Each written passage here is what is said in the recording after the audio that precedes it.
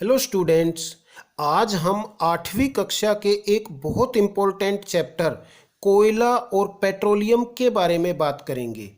हमारे चारों ओर प्रकृति में बहुत सारे पदार्थ उपयोगी हैं। इन पदार्थों को प्राकृतिक संसाधन कहते हैं। प्रकृति में पाए जाने वाले उपयोगी पदार्थों को प्राकृतिक संसाधन कहते हैं। प्राकृतिक संसाधन दो प्रकार के होते हैं। अक्षय अर्थात असमाप्य प्राकृतिक संसाधन, जिनकी असीमित मात्रा होती है प्रकृति में, जो कभी समाप्त नहीं होंगे। उन पदार्थों को, उन प्राकृतिक संसाधनों को असमाप्य प्राकृतिक संसाधन कहेंगे। जैसे सूर्य का प्रकाश, वायु, ये प्राकृतिक संसाधन अक्षय है, कभी समाप्त नहीं होंगे, असमाप्य हैं। जबकि कुछ प्राकृतिक संसाधनों की सीमित मात्रा उपस्थित है, उन्हें समाप्य प्राकृतिक संसाधन कहते हैं। समाप्य प्राकृतिक संसाधन यदि हम बहुत तेजी से, बहुत अधिक गति से उपयोग करेंगे तो वे समाप्त भी हो सकते हैं। जैसे वन, कोयला, पेट्रोलियम, प्राकृतिक गैस, ये समाप्य प्राकृतिक संसाधन है। आइए अब हम कोयला और पेट्रोलियम के बारे में पढ़ें। कोयला होता क्या है? कठोर काले रंग का ईंधन है ये। इसका उपयोग उद्योगों में, विद्युत उत्पन्न करने में, बिजली बनाने में व खाना पकाने में होता है। बहुत पहले कोयले का उपयोग रेल के इंजन में भी ईंधन के रूप में होता था। कोयले का निर्माण 300 मिलियन वर्ष पहले प्राकृतिक परिघटनाएं, बाढ़ आदि के कारण घने वन मृदा के नीचे, मिट्टी के नीचे दब गए थे, और मिट्टी के नीचे गहराई में दबने के कारण, उच्च दाब व ताप के कारण ये काले रंग के पदार्थ में परिवर्तित हो गए, और वह काला रंग का पदार्थ कोयला होता है। जिस क्रिया द्वारा ये वन कोयले में परिवर्तित हुए, इस क्रिया को कार्बनीकरण की क्रिया कहते हैं। इससे, कोयले से कोक, कोलतार और कोल गैस भी बनते हैं। आइए कोक क्या होता है ये जानें। कोयले को वायु की अनुपस्थिति में गर्म करने पर जो पदार्थ बनता है उसे कोक कहते हैं।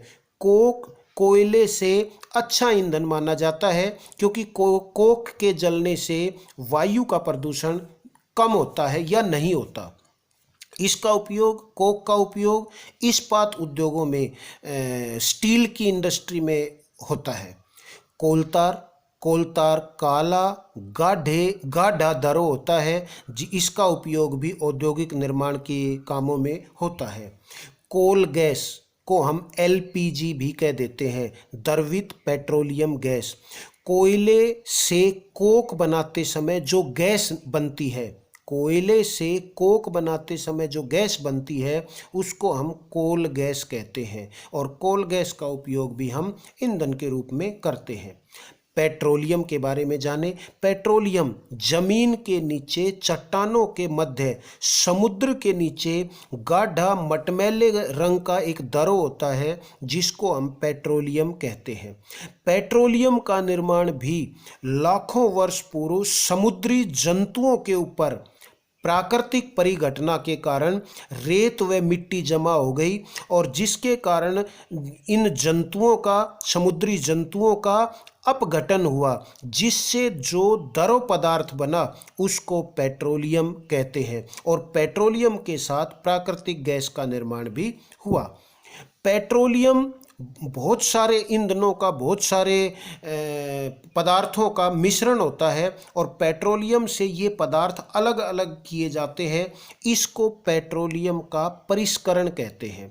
पेट्रोलियम के विभिन्न प्रभाजों अर्थात अवयवों, जैसे पेट्रोल, डीजल, पेट्रोलियम गैस, स्नेहक तेल, पैराफिन, मोम, इनको अलग करने की क्रिया को, पृथक करने की क्रिया को परिष्करण कहते हैं। परिष्करण की क्रिया परभाजी आसवन विधि द्वारा की जाती है।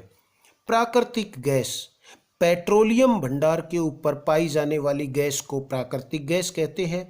इसका उपयोग संपीड़ित प्राकृतिक गैस अर्थात सीएनजी कॉम्प्रेस्ड नेचुरल गैस के रूप में वाहनों में होता है। इसका उपयोग उद्योगों में भी ईंधन के रूप में होता है।